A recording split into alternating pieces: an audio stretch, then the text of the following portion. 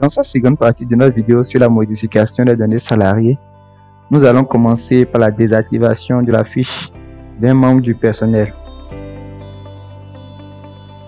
Commençons à présent par la phase pratique. Pour ce faire, nous allons commencer par cliquer sur l'onglet salarié, ensuite sur le sous-menu ouvrir une fiche. Nous allons sélectionner le salarié qui nous intéresse, M. Koné, et nous apparaissons sur sa fiche. Nous allons cliquer sur le bouton modifier et la fiche peut maintenant être modifiée. Tout en bas, nous allons cocher la case fiche inactive. Nous allons poursuivre le processus en cliquant sur l'onglet contrat.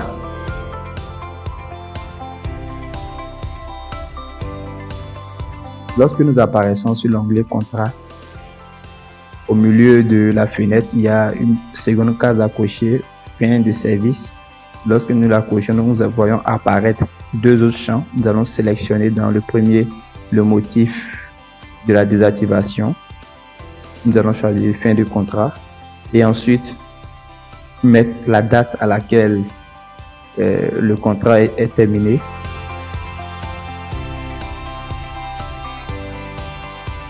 Dans le premier champ, peut faire la remarque qu'il y a plusieurs autres motifs que nous pouvons sélectionner selon les besoins.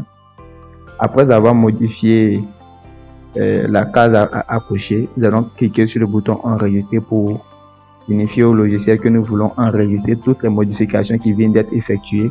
Donc voici comment vous pouvez modifier la fiche d'un salarié.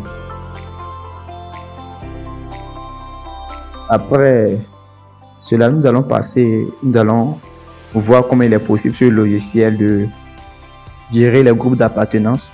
Pour ce faire, nous allons cliquer sur le bouton groupe d'appartenance tout en bas de la fiche.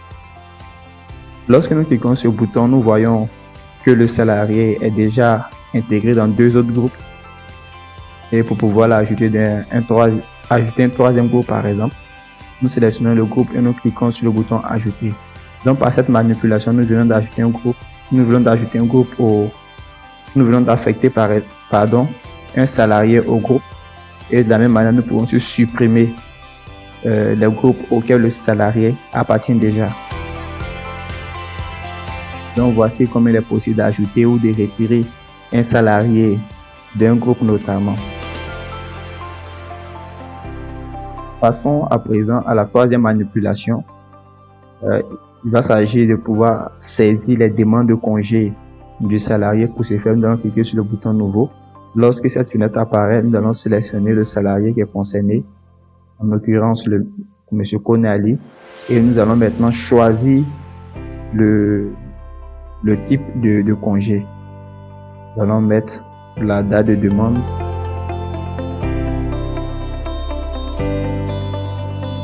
Après la date de demande, nous allons mettre la date du début du congé.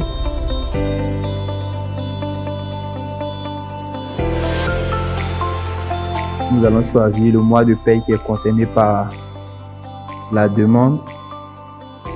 Et nous allons signifier au logiciel la date à laquelle va prendre fin ce congé qui vient d'être demandé.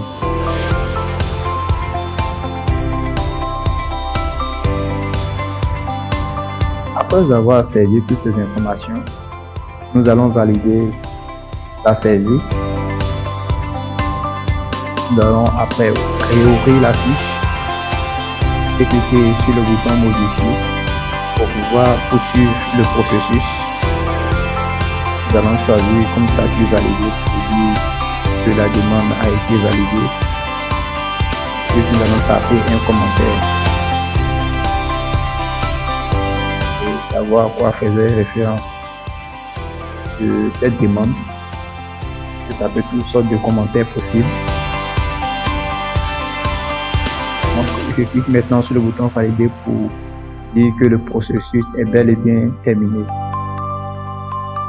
Toutes les informations qui ont été saisies. Donc, nous avons vu comment il était possible de saisir une demande de congé, en l'occurrence ici un arrêt maladie. Donc cela vaut aussi pour tous les autres types de congés.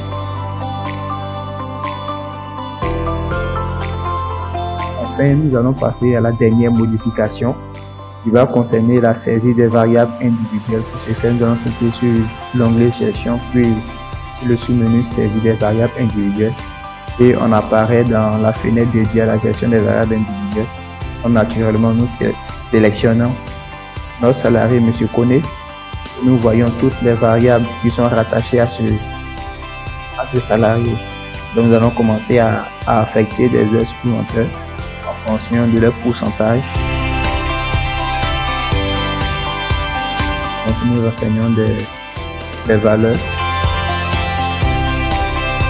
Donc, c'est ainsi que nous pouvons modifier les variables individuelles d'un salarié.